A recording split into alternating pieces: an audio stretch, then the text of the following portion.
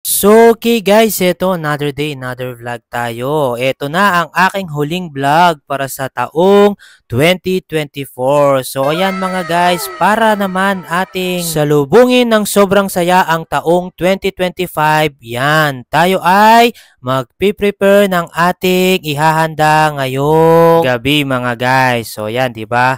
Pansin nyo naman mga guys, Daddy Jebo nyo inumpisahan sa paggawa ng fruit salad. So, by the way pala mga guys, yan.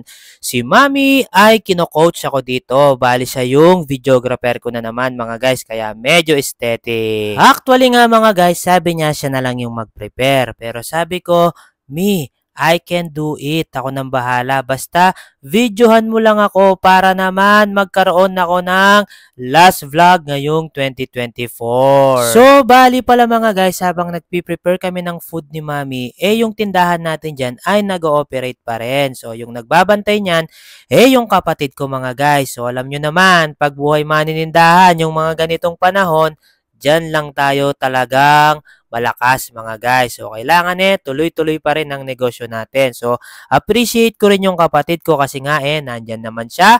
Siya yung nagbabantay. Pero wag siyang mag-alala mga guys. For sure, makakabawi siya mamaya dito sa pinrepare naming food ni mami ko. Grabe lang talaga mga guys, talagang nagtataka na ako sa sarili ko noong talagang binata ako. Hindi naman ako nabibisi sa mga ganito mga guys, yung nagpi-prepare ng food or anything sa bahay.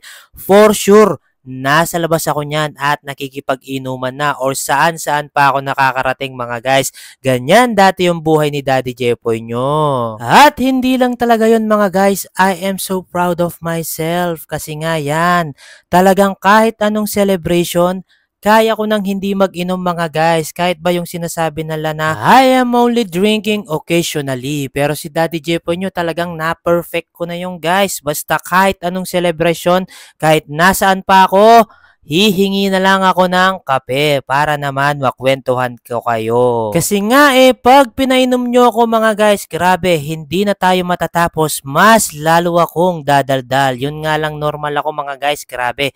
Kung makakausap mo ako ng personal, hindi na tayo hihinto. Kasi nga si Daddy Jepo nyo oo mga guys, literal na badaldal at sobrang dami ng kwento sa buhay. Kaya nga sabi ni Mrs. ko, ay nako, yung asawa niya daw ay pwedeng pandayo. Grabe, kahit sino na lang talaga kaya kong kausapin. Ewan ko ba, pinanganak yata talaga akong walang hiya mga guys. Pero alam nyo ba na malaking advantage yon sa ating buhay? Ang sabi nga kasi nila, walang yumayaman at nagiging successful ng mahiyain. So yun mga guys, pinapaniwalaan ko naman. Sana balang araw maging successful talaga si Daddy Jepoy nyo mga guys. So yan, balik tayo dito sa niluluto ko. Ano na naman pinagsasabi ko, nandito tayo sa pagluluto mga guys. Anong dinaldal ni Daddy Jepoy nyo? So yan, gumagawa na pala ako ng pang toppings natin ng cheese sa ating Bake Mac na tinatawag nilang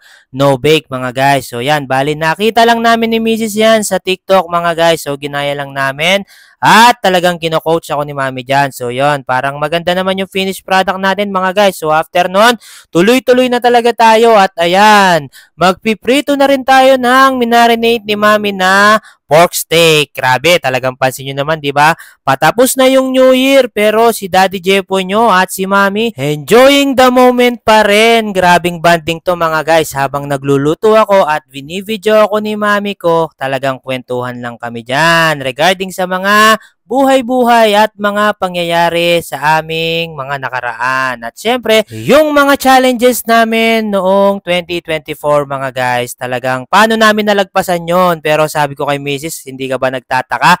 Paano natin nairaos yung 2024? Sabi ko nga, dahil kay Lord yan. Kaya praise God talaga. At gusto ko rin palang magpasalamat sa inyo mga guys sa patuloy na panonood ng aking mga vlogs. Sana maganda rin yung kwento ng 2024 nyo. Basta iwanan na po natin kung ano man yung mga problemang nangyari sa atin. And let's move on na po and let's go for 2025. So, yun, naligo na rin pala ako mga guys. At ito, kakain na kami guys. Basta ingat-ingat po and happy New Year po. Yun lamang po. Syempre, bye-bye. Finger kay sa amin and God bless you po. Happy New Year!